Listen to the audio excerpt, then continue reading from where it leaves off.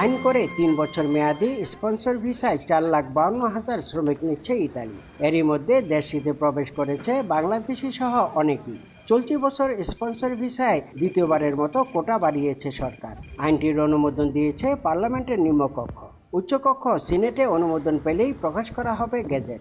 এই আইনে নতুন করে ১,১০,০০০ শ্রমিক আনার সুযোগ রেখেছে সরকার।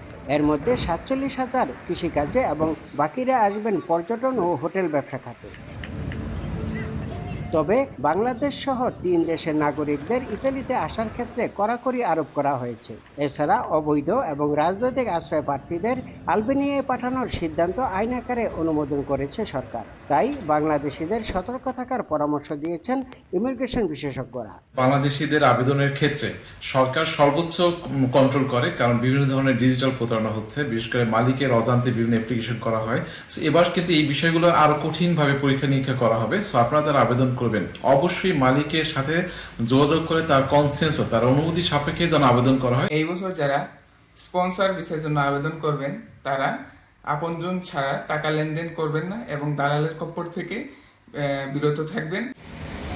নতুন এই আইনে পারিবারিক ভিসায় আসার ক্ষেত্রেও বেশ কিছু শর্ত জুড়ে দেওয়া হয়েছে। এছাড়া স্পন্সর ভিসা কোনো কারণে বাতিল করা হলে তা মালিকপক্ষকে জানানো হবে না বলেও আইনে বলা আছে। ইতালির রোম থেকে হাসান মাহমুদ, সময় সংবাদ।